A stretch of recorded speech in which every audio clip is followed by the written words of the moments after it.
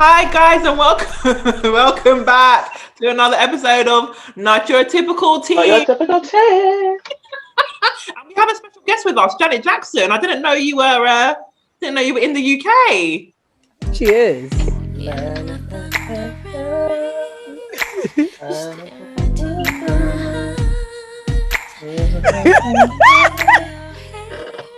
Cheryl. Guys, I'm trying to do Glow Up 2021. Okay. Looks good. I like the look. I like Love it. Nice. Love it. Love it. Love it. You know, Well, this is Oh, Cheryl. Lord. Cheryl, aka Janet. I'm Jordan and Esther. how has everyone been? How is this new year going so far? We've got a new consultant, counselor. Counselor, Miss J. The timeline counselor. You might as well wait. Why are you not plugging you? Exactly. Oh, do you know what? That is a good question. Do you know why? Because I feel like the last time I came on and I introduced myself as Just Jordan, it threw you both off. It threw you both off. Yeah, I was calling myself Just Cheryl. You're like, Yeah. I think I'm very much Jordan. 1/3 of Not Your Typical Tea. But yeah, like Just Jordan. I've qualified as a counselor. Brilliant. Yeah. Woo! Congrats. Yeah, man. It's a new. Do my Janet Jackson dance for you. Do your Janet Jackson dance? Then Esther should do the Mary J dance for me.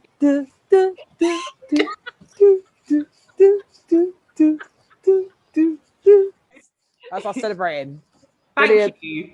Thank you. Yeah. Congratulations. So as a counselor, what do you do? What like? Tell Pick us yourself more. up. I don't know. I think it doesn't feel like it's a whole brand new thing for me because I'm a social worker and I'm a systemic practitioner and I have been for a while. So it's just kind of a development on that. But I'm working on getting everything together so I can start offering one-to-one sessions and some group sessions and stuff. So if you check my Instagram out, Just Jordan with an E, I'm definitely exploring some of the news has been wild. There's been so many things going on. So I'm trying to pick up little kind of stories and just explore them a bit on my IGTV. So yeah, go to it, check it out. And we'll And do you know what else you should do? What? Brilliant. What else you should do? What else? Join Clubhouse. Oh, Be a counselor on Clubhouse. Come in, make a room about counselor things and counsel people because you know what? We are a broken society and we need counselors. We need. no, you know who needs counselling? on You. Clubhouse. And it's addiction to Clubhouse. It's you. It's you. Our first Listen. session will be with Cheryl. Me, I need therapy. Let's talk about this Clubhouse bondage. I need to break the soul tie. I've been hearing about Clubhouse for like at least, I want to say like 4, 5, 6 months on Twitter. It's been around for a while and it was very exclusive. And I didn't realize it was only for iPhone users. So as an Android user, I'm being discriminated against. So it's all the whole thing's very difficult for me. It's very difficult for me. But you know, Someone that I know purchased a tablet. No. Because she wanted to get Clubhouse, but disguised it in that her daughter needed a new tablet. You know, the current one's broken. And then when she downloaded, it's a friend of mine, and then when she downloaded it and we wasn't sure it was going to work, she was like, you know what, if it doesn't work, I'm just going to return it because I don't see any use for it. Is it this deep? Oh wow. And we've been on it ever since. No, do you know what it is? It is basically us talking now, but everyone gets to chime in. Everyone gets to say their piece. Everyone gets to input. And it is topics that people don't usually get to have. So there's a lot of things about race. There's a lot of things about identity. There's a lot of things about men and relationships. There's also a lot of things about like growing a business, like starting up a business, mentorship. It is so broad and there's something for everybody. That's why you could be on there for hours because you could literally dip in and out of rooms. Like it's not you make it what it is. So if you want to go there just for the gossip, there's that. If you want to go there to grow a business, there's that. And then, and I think you two will be great. I mean, not just because I want you both from there, but I just think for the sake of sharing your stories and for the field that you both come in, I think people will benefit from hearing what you have to say. Okay, I mean, I'll try and make it happen. You've sold it to me. You sold it to me, and maybe we need to have a not your typical tea room. So you're both. I'll see what I can do. I'm not buying an iPad though, like your friend. So I haven't even got a child to disguise that. To be like, oh, I bought it for my child. So I don't know, but okay, you sold it to me. I sold it to me. I'll listen. Esther, how have you been? Good, very, very good. One of the things I'm quite interested in is like crime and thriller and stuff like that, and like true crime. And I've subscribed to this lady. I cannot remember her name, but she tells crime stories. That she does her makeup while she's doing it. It's absolutely brilliant. It's very, very creative. I came across a story of a lady called Elizabeth Bathory, or I think her name is Elizabeth, or she's a countess. I think from Hungary. And it was absolutely mad. Like she had over like 600, how many people? 650 girls and women that she killed because I think she had epilepsy, and she used to kind of basically drink in their blood and bathe their bath. And these were like children, like 10 to 14-year-olds. It was absolutely horrendous. And it was back in the 16th century or something like that. And the only reason why she got caught is that she was basically kidnapping these people, and I think she started kidnapping like quite, politicians' children, like nobles' children, all that stuff. And it just kind of like there was just rumors of her having this dungeon that was built for her in the castle, and it was horrendous.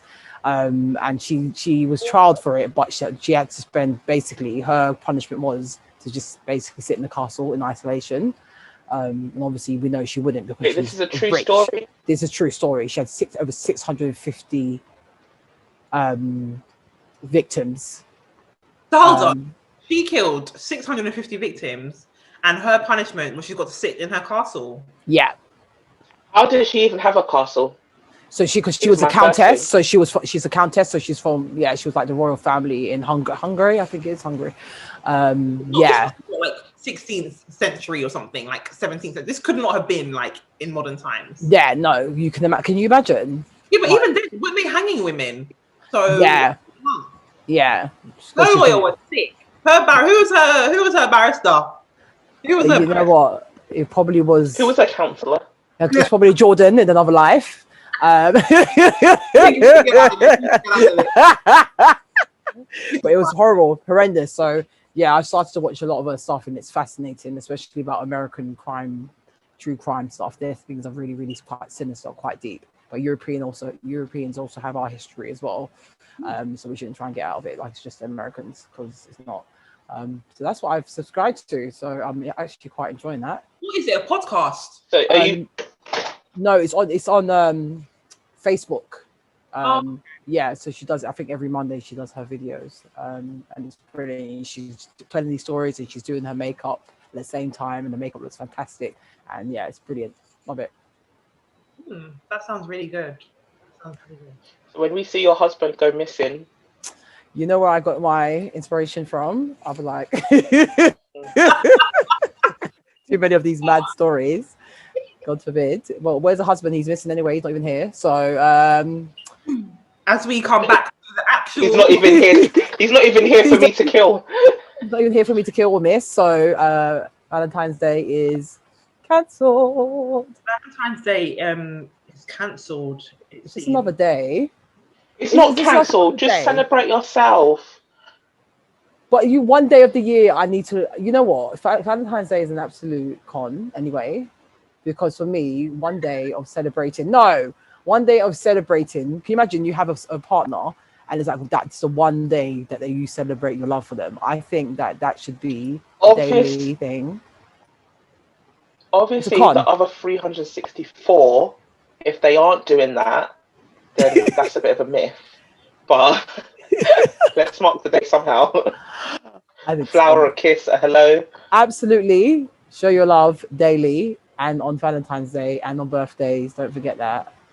Well, I'm yet to receive correspondence from John, so Valentine's Day.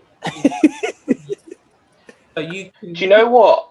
I enjoy. did try to at him and he switched it off. So I think we need to get anyone that watched that episode. I think we need to bombard his Twitter Absolutely. and get him ready for Valentine's Day. You know what? I feel it in my bones that I'm going to meet him this year. I think the thing is, I think I need to stop talking about him because actually it's bordering on stalkerish behavior. But I'm just going to say this is my last comment.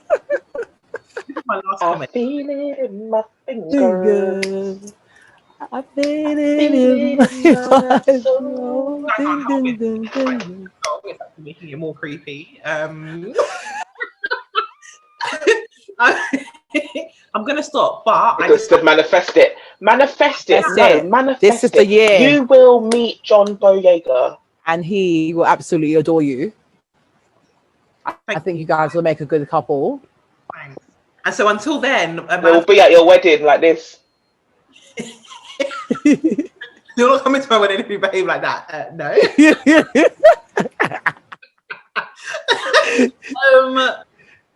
Anywho, but I see other people. A lot of engagements have happened over the last around Christmas period. So there's going to be some nice times this year for some people, though those lucky few.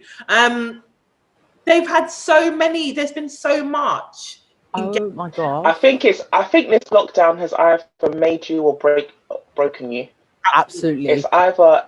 For all the people that are in relationships and living together, you've either started to hate your spouse, or it's actually made you really a lot appreciate closer. Because the pandemic, so like March of like last year, was the rates shot up because I think this pandemic has as you rightly said, made or broken relationships. And I think this is the first time, maybe for some couples, that they've spent this much time with each other. Yeah. So it is going to make or break you. It is going to make or break you. If you're used to spending a few hours each evening with your partner, and then a day or so at the weekend of your partner, back down to 24/7. Ooh, it's a test. That's a test in your relationship. And imagine all the people that live in flats or apartments that don't have like respite, like I'm in your armpit 24/7. Like there's no getting away. It's you and me. Yeah. I think it's difficult. Yeah. But that being said, I definitely have seen a lot of engagement.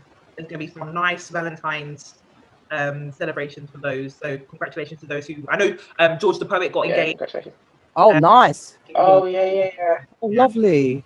Really nice. I think he's one that comes to mind, but I saw so many, and I was like, oh my god, this is so nice. Yeah, I saw loads. Oh, God, brilliant. I see what you're doing for others. But let's talk about the new couple, Laurie Harvey and Michael B. Jordan, because I know that people have a lot to say about these two individuals pre their relationship. So I quite like Michael B. Jordan. I think he's a very talented actor. And I've got nothing against Laurie Harvey. Like the thing is, I think people take things way too personally. Like they're way too involved in people's relationships and love lives, and it's quite concerning. And I saw a lot of like backlash from fans of Michael.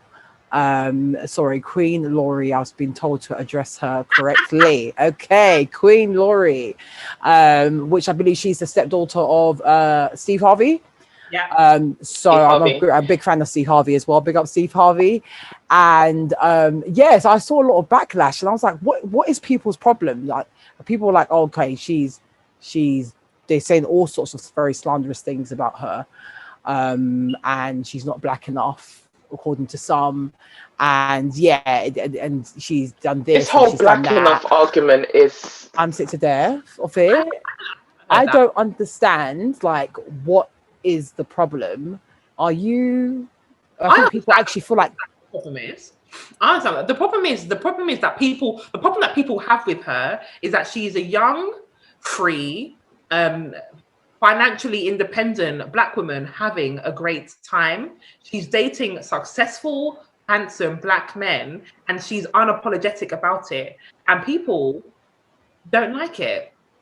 And that's crazy. That's crazy because you think about it in like the status of being a celebrity, everything is out there. Like if they were going to like film you and I in every date that we go on and say that we're this with this man or we're sleeping with this man, then do you understand? Then it would be like, okay, well she's with a different man every day, but actually I have every right to date who I want to date. And actually you're absolutely right, Jay. I don't have to apologize about having the dating history, because how am I going to find ultimately my spouse if I don't date? But because she's a celebrity, they give her so much slack for it. And actually if it was the other way around of men, are they giving anyone slack for that? Like really, it's actually it's shocking. And I just think they make a lovely couple. I don't know them personally, but I'm all for just seeing Black people in love. I think it's beautiful.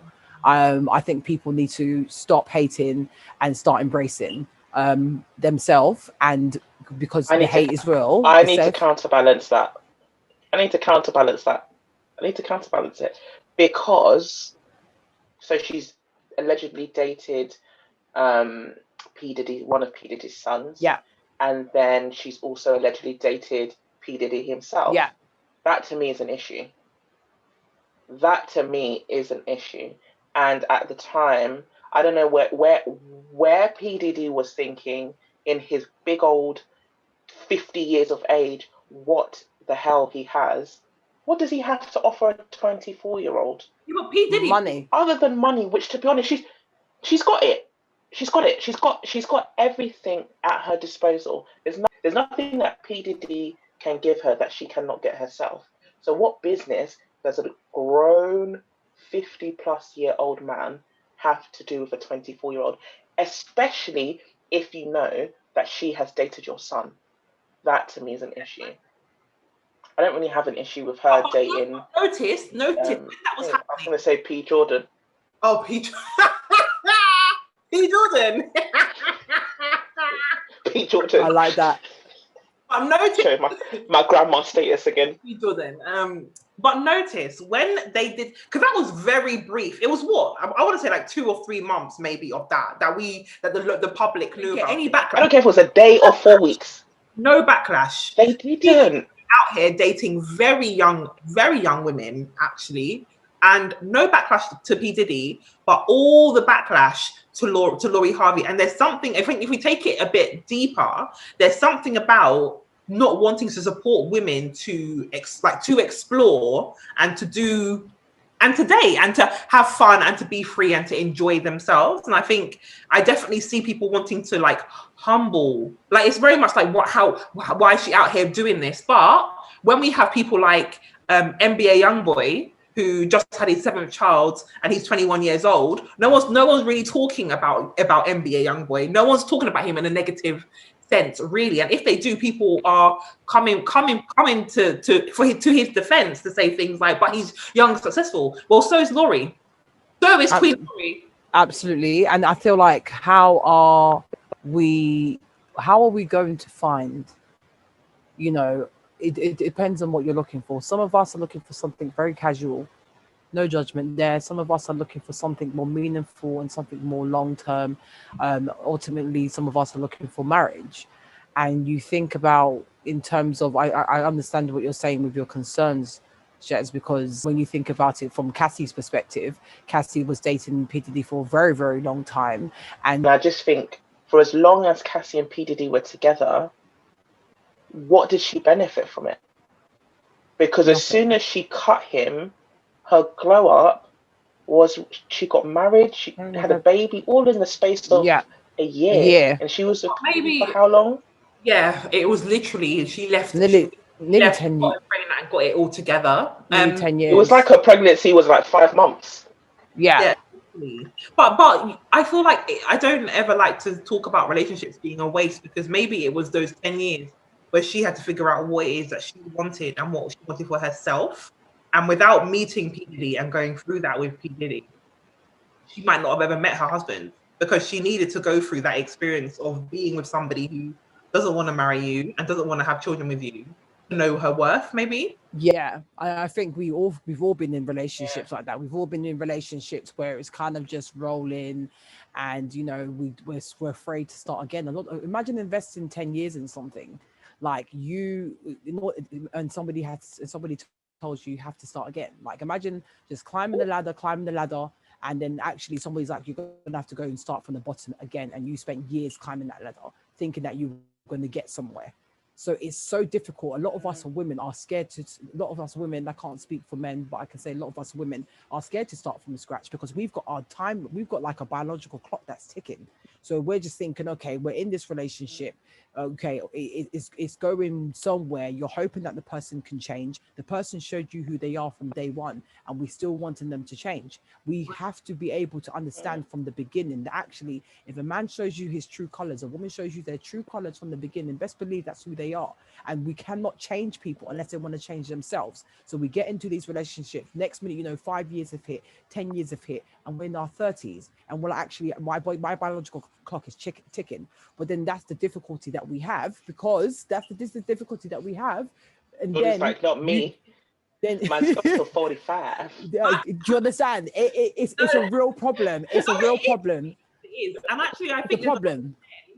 Who like on Twitter, so as much as Cheryl was addicted to Clubhouse, I'm addicted to Twitter, and so a lot of men, I've seen comments from some men who will be like, there'll be a post about a woman doing something, and or she's like having a great time living her life or something, a woman expressing her freedom, whatever, and there'll be men in the comments who are like, oh well, when she's only got a few more years of this, she has to settle down soon. So there's some men who will even use your biological clock against you. What? Excuse me. So it's another way of humbling women. You've only got a few years left, so just know. So, hold on. Wow. It doesn't work. That's horrendous, because actually some of us don't want kids. Like there's some people out there that don't want children, and that's fine. And there's some people out there that want children. And like when you go through a Cassie's scenario, and there's all these prayers. Like I've seen a lot about people saying, oh, Cassie's prayer and Sierra's prayer. Now, how about your own damn prayer? Stop praying. The way God works with people, he works on us on an individual basis. We are not clients and clientele in a group. Okay, so I feel like when people are looking to these couples and they're thinking, oh, actually couple goals and aspirations, then we need to look at ourselves and have our relationship with God in the first place, because we don't know what their status and relationship is with God. And it's very I agree, but I needed to know Sierra's prayer. Can't lie. Sorry. The only thing that Sierra did was realize that she doesn't want to settle for yo-yo boys. Absolutely. Where she realized that actually this guy isn't going to give me what I need. A lot of the guys that and I'm speaking to myself, a lot of the guys that we turn down have those qualities, but we put them in the friend zone. And Sierra said, I'm not going to put this guy in the friend zone. I'm going to make him my husband. And that's what happened. Absolutely. It's not poof. She just realized that future is beneath me. He's not going to give me what I want. He's still having babies all over the gaff. You realize that future was the past. I'm sorry. Self-worth is absolutely necessary. And if we go through those relationships that just seem very stagnant and are not going anywhere, then we need to look to ourselves as women and men and say, actually, what is it that I want and what is it that I need?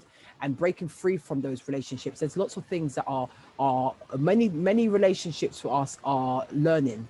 So we enter relationships thinking that actually this is going to be lifelong. This is going to be the man I'm going to marry. But actually, sometimes it's just a lesson for us to learn. A lot of the relationships that we're in are distractions. And if we stay in a relationship that's a distraction, it's blocking us from our blessing. So at some point, we have to realize that actually there has to be certain goals and needs that need to be met and fulfilled in the relationship. Okay, I want to get married, I want to have children. We need to have this discussion from the beginning. But then if we just settle with anybody out of desperation, biological clock ticking, we don't know our self-worth, then we get ourselves in those situations where we're with people and actually they're draining us. They're draining our resources. They're taking our energy. They're beating our self-worth down. And actually we become very damaged and very broken from a lot of these relationships. So healing, again, like we've spoken in our other episodes, is so important, because we can't, if Sierra hadn't healed from the whatever happened in her relationship with Future, she wouldn't have been the best wife she could be for the next guy. No. So I can't ask for a husband and I'm not going to be the best person I can be for the man that God has ordained me to have. Absolutely. Absolutely. But like we're saying with Cassie, the experiences were needed. Like maybe it should not have taken 10 years, but it takes as long as it takes for you to get to a stage where you're like, actually, enough is enough. This isn't going where I need it to go. And literally, I feel like he became honest with herself about that, and the relationship ended however it ended. He has turned around and got on all the things that she supposedly wanted, which is brilliant. And I think that I've seen like lots of quotes about, you know, God removing people out of your life. He'll make them hurt you so much that you will be forced to make a decision to get rid of them. And, you know, these are very valuable points in terms of how God works. Like God knows and sees that, okay, if you are not supposed, if it's not going to be, it's not going to be. And sometimes we know that, and we don't fully embrace that. So we turn the blind eye to those red flags from the beginning. We turn the blind eye to the fact that we know that this is not going anywhere. And so, like I said, starting again is a big thing for many of us. Many of us don't like change. Many of us are comfortable in our situation. I use the analogy. There's an analogy from Plato. This is like one of my favorite analogies about, you know, these people being in the cave, and they're chained in the cave, and there's puppeteers, and they're making all these kind of things on the wall, shadows on the wall, and the people chained in the cave believe that the shadows are reality. They think that that's the real life. That's, you know, this is what it is, until one of those people escape the cave, and then they go out and they see the grass, they see the sun, they see daylight, and they go back and tell people in the cave, oh my gosh, like there's a world out there, you know, you really got to embrace it. And because they're so in bondage, and because they thought that there was reality, they don't actually listen to what that person has to say. It's the same thing about being in a relationship. You can be in a relationship that's toxic, that's damaging, that's abusive, and you won't know that relationship is toxic and damaging and abusive, even with the right education, even with people telling you, until you're able yourself to come to terms with what it is that is going on. And sometimes it takes for you to go out of that relationship, or be on a forum, or speak to somebody, or speak to God, and He will show you, actually, this is not for you. This is not the plan I have for you. Or a pandemic. A lot of people stay in toxic relationships because they haven't realized the value in themselves. They place a lot of onus on time, and we have so much history, and there's love, and blah, blah, blah, blah. But actually, if you stopped and think about how precious you are as one of God's children, and how, like, to think that there is, in this whole world, there is only one Jordan. There is no other Esther in the world. So if someone takes that away from you or breaks you down, that's it. There's not going to be a replica. And I think until we stop and actually value ourselves and who we are as women, we will stay in those toxic relationships. Yeah. Someone told me once that you are in a relationship that is like a car with no petrol. Meanwhile, you're changing the gear and moving the steering wheel. I'm using all of my energy to make this car go. I'm doing all the right things, but there's no petrol in the car to go anywhere. So until I realize that actually I need to get out of this car and go and get a better model, it's wasted energy. Yeah. And it's really, and you know what, you're so right with that, Shez. It's a very, very valid point. And I think knowing your self-worth is important. And unfortunately, like we've discussed in like our previous episodes, and we talk about all the attachment styles, some of us are drawn to what we know, which is toxic, which is trauma bonding. And it's so deep rooted. It's so, like, the psychological impact that this stuff has on people, it's profound. And again, it's the not healing that gets us in similar situations. It's a lack of self-reflection that gets us in similar situations. It's the lack of being able to sit down and be by yourself. And lots of people don't want to be on their own. They don't know how to be on their own. Yeah, a lot how of do I cope? Fear being on their own. Absolutely. The fear of being on your own is difficult as a woman who wants to have a relationship, wants to be in a loving relationship ordained by God. Sitting down and waiting on God is tough. It's difficult because some days you're sitting here and thinking, God, why is it that other people are A, B, C, D and I'm not there yet? But he's going to do things all in his time, and we just have to trust in him. But one thing that I must say with people, that we can't just say, I expect God to do all the work. In order for us to be able to be the best we can be as a spouse, I think that we also need to not just look at ourselves, but fix ourselves and heal ourselves and put ourselves out there. Because I think just sitting here and saying, God, can you find me a husband? But you're sitting there not even making any attempt or any effort. How is a man going to come to you if he doesn't even know that you're available? It's like Amazon delivery. I thought he'd get posted to me. Maybe Amazon Prime, next day delivery. That would be. Can you imagine next day delivery for husband? Could I have a next day delivery for this husband? Okay, I will turn it. Okay, so this is a question because I don't know how we managed to get to trauma bonding in our Valentine edition. This is what happens when you have social workers and consultation. So if you could order a man for Valentine's Day, we'll say Amazon. Why not? Why not? What would be in your order? Woo! You begin. Woo! Getting a bit. Wait, can I pick anything? It's your order, you know. You're paying for anything? it. Oh, yeah. Okay. Pick five things.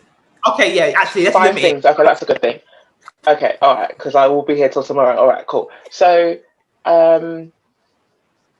definitely loves God. Mm-hmm. And a follower. This is one, even though I'm saying and is still just number one. Sorry. Yeah? This is one, and you said and. No. Hold on. Okay. He's a follower. Okay, let me hang on a second. Let me start again. He exemplifies God's love. That's one. Okay. One, yeah. Ambitious. Yeah. 2. Mm-hmm. Emotionally intelligent. Mm-hmm. 3. Mm-hmm. Semi-built. I don't want a skinny person. 4. 3.5. No. Sorry. 4. 4. Yeah, 4. Right. And one. And someone that I find attractive. That's not, and you're not linking that to 4.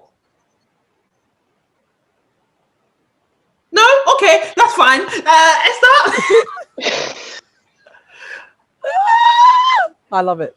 Okay, yeah, similar to Shez. Number 1, God-fearing, loves God. I think that's important. And God-fearing is not for me fear of God. It's knowing God who He is, and you know the love of God. You know about His attributes and all that stuff.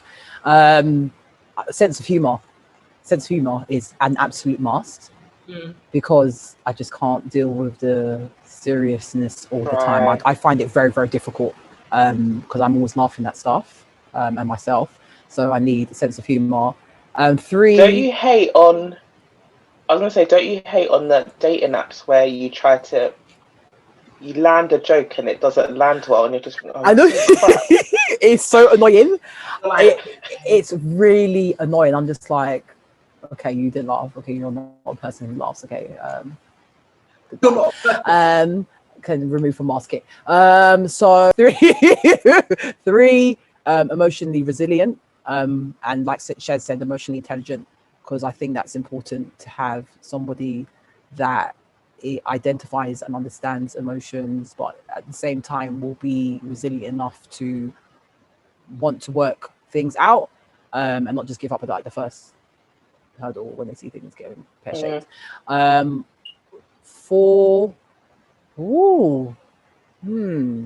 the thing is, because I have children already, it'd be nice to have somebody that already has kids, because I feel like they just understand the experiences that we share with children. Doesn't mean that I won't go out with somebody who doesn't have children, but just from my experience, I just find that similar kind of ground and foundations is a lot easier to share our experiences.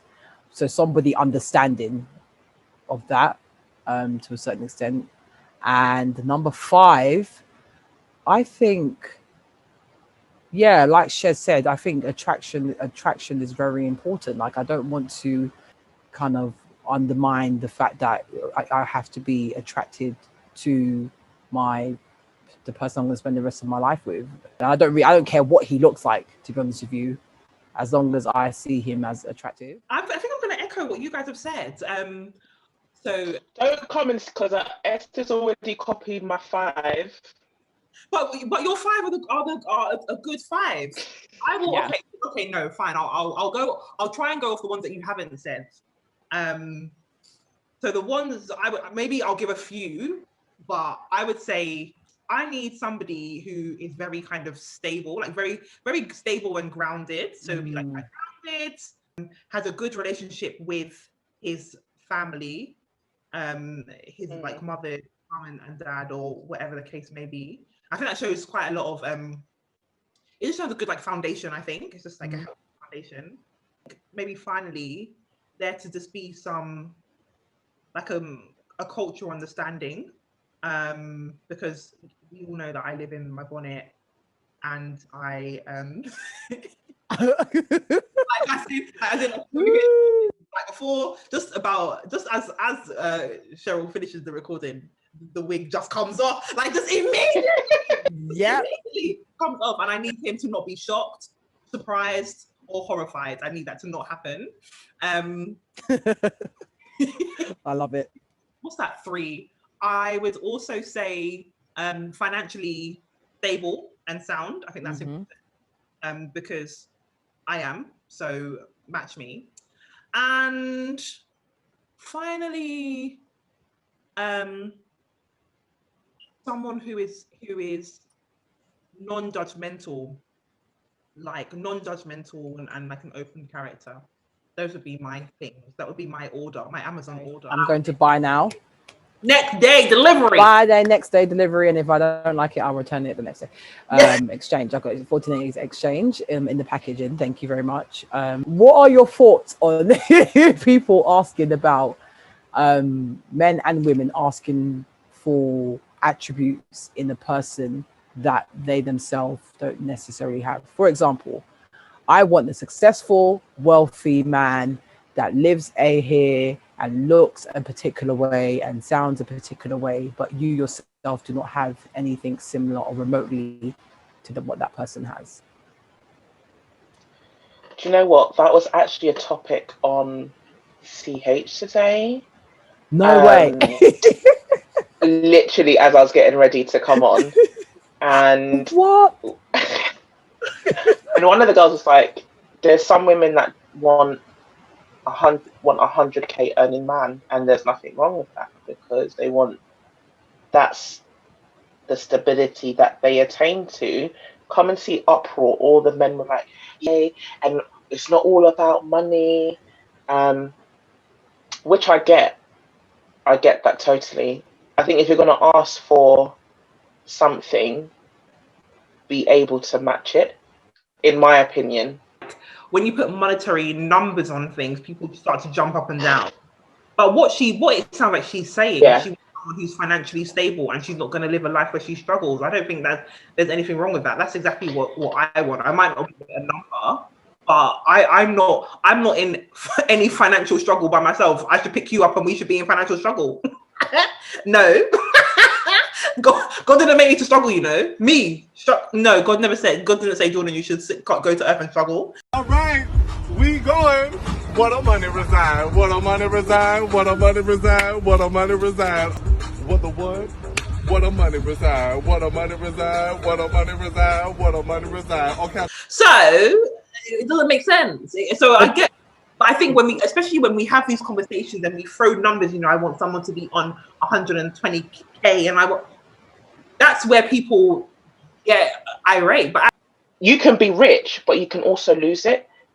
Having the money doesn't make you financially stable. There are a lot of rich, reckless people, and actually there are a lot of people that earn a decent wage and are able to make it last and make it go a long way. That's the kind of person that I want. However, I think the way that I struggled in my education and my career, I definitely do not want a spouse that is either not on my level or above, because I just think, why did I work so hard to get someone that is then going to make me struggle? What was the point of it then? Yeah, and I agree that I think if we're always talking about monetary things, monetary is very, very challenging, because if you're asking for a man who has a certain level of wealth, like you said, Shez, understand that can be lost. Then you should be asking for somebody that is emotionally resilient, so they can deal with coping with the trauma, possibly losing that. And are you a woman that will step in if a man, like the COVID, like problems with a pandemic, and your husband has lost his £1 million business or whatever, or will you step in and then be the provider, and then he'll be staying at home with the children? So my concern is how people are relating to each other in terms of just when things are good, but in terms of crisis, how are you guys going to be able to deal and manage with that struggle? And I think I'm hearing a lot of things when people get divorced, that they there's lots of stay at home moms. Great, they stay at home, they're raising the children, brilliant. Then the men are working and bringing in the money and catering and providing for the family. This is wonderful.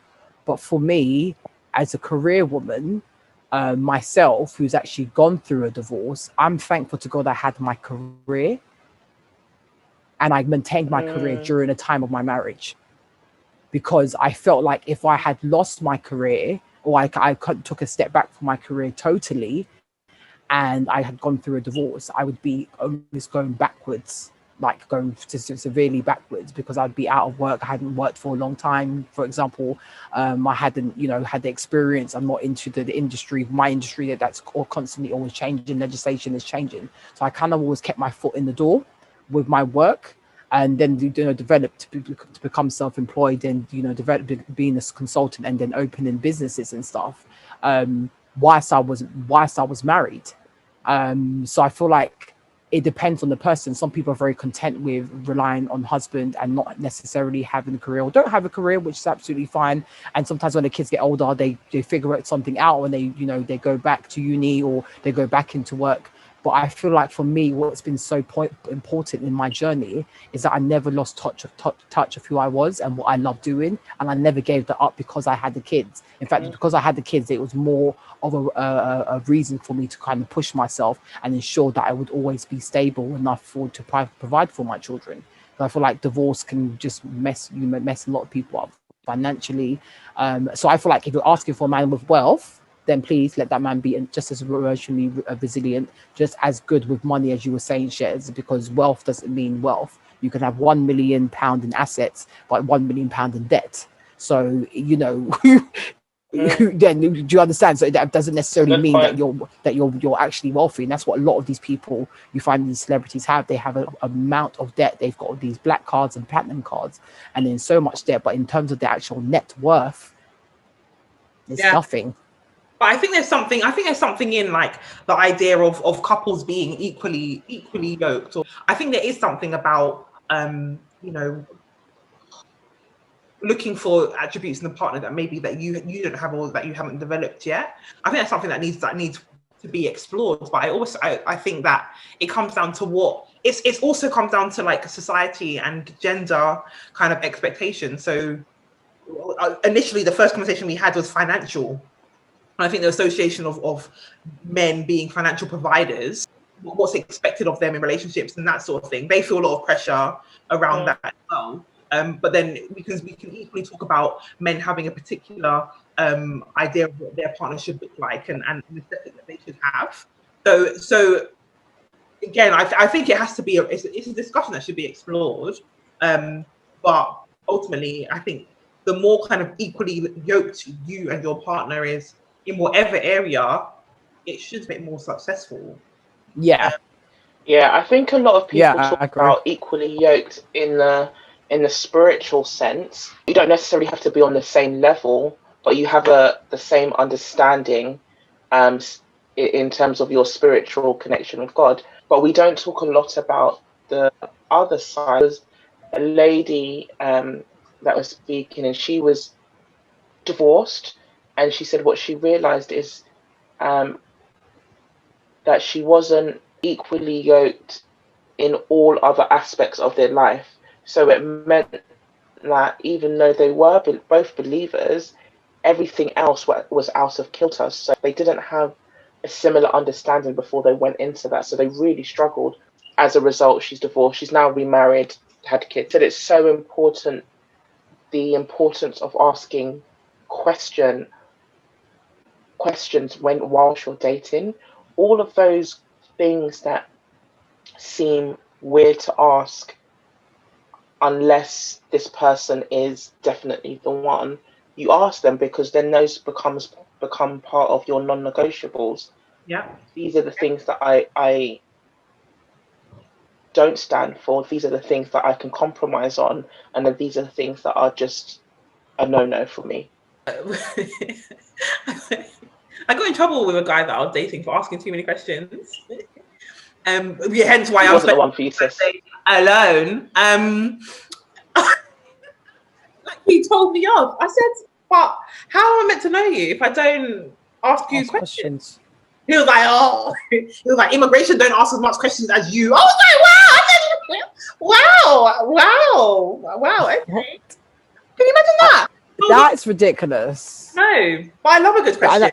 I love it. I think it's healthy. I think questions are healthy. And again, it's like when you think about a child asking questions, a child asks questions and to get answers. And therefore, when they're getting answers, they're building their knowledge of what's around them and their surroundings. And then you can make more informed decisions. So the way I see it, I've learned to ask questions because I wasn't a inquisitive person before.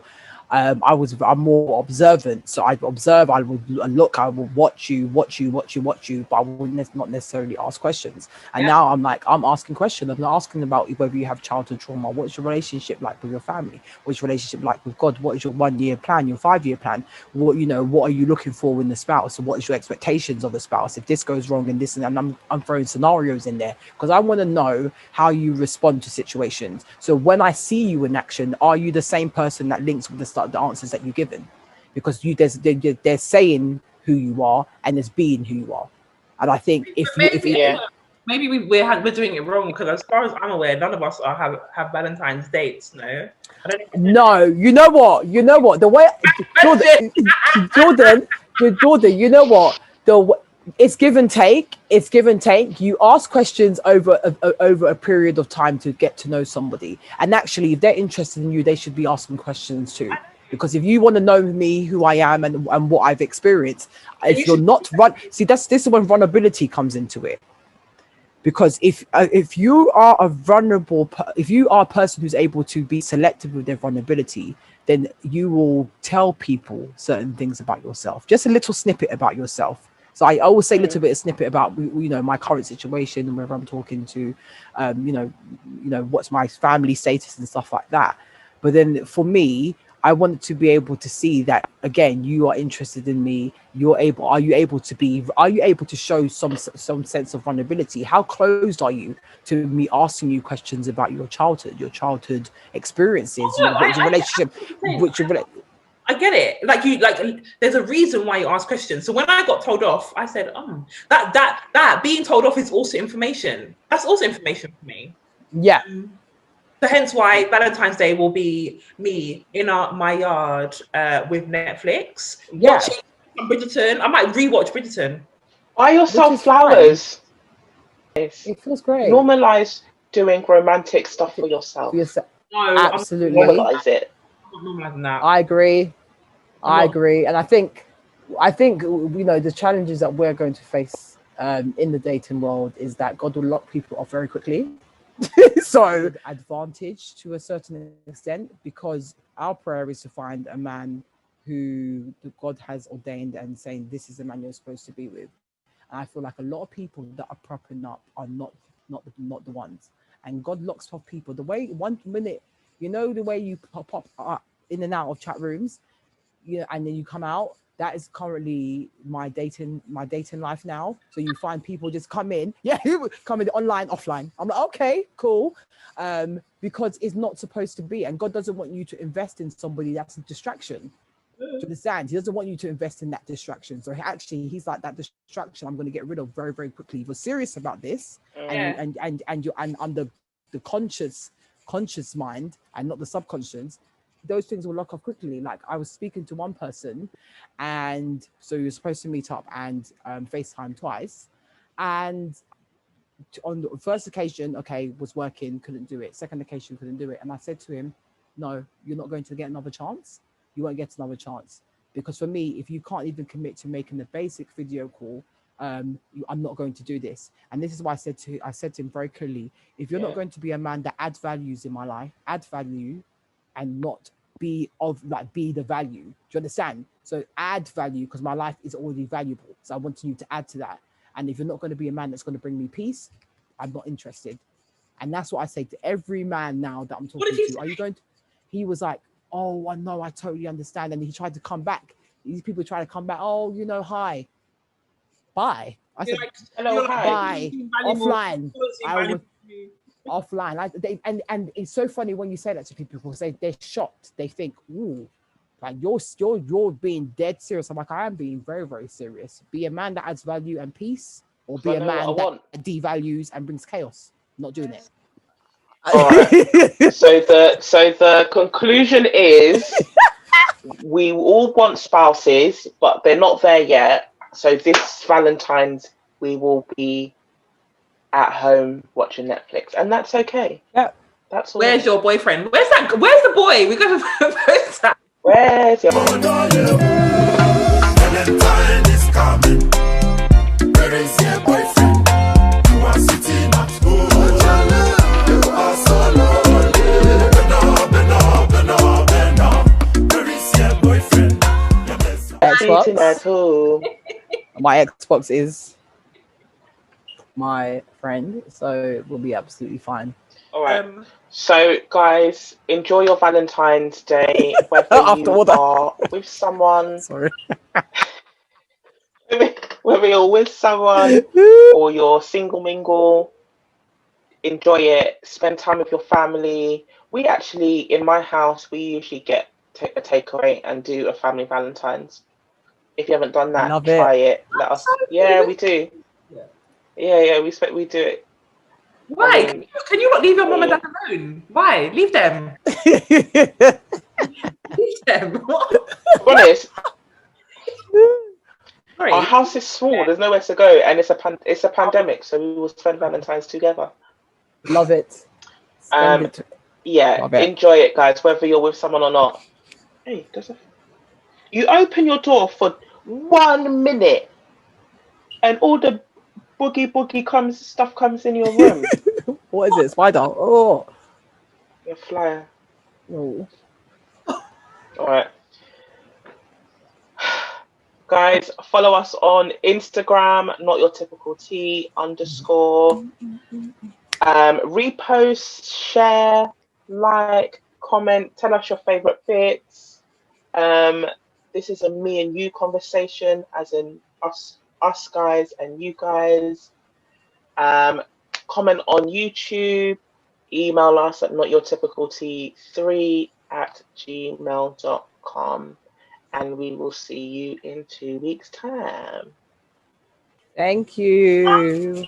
Bye. Who's gonna pray? Oh. Jan, we'll wrap it up. You were wrapping it up so nice. Jordan. All right, fine. I'm not getting involved. Heavenly Father, we come to you as 3 single ladies, just giving you thanks and praising you for everything that you're doing for all of us. We ask that you continue to show us the love that is not man-made but God-made, Heavenly Father. Instill in us what pure love means, so that when we do meet our counterparts, Heavenly Father, that they epitomize you and what you embody, Heavenly Father. We thank you for the lives of Esther. We thank you for the lives of Jordan, myself, and Nicola in the background. Heavenly Father, just keep us, protect us, and continue to reveal yourself to us. In Jesus' mighty name, amen. Amen. Amen. Ooh, Bye, guys. lovely. Bye. Thank you. Thank you.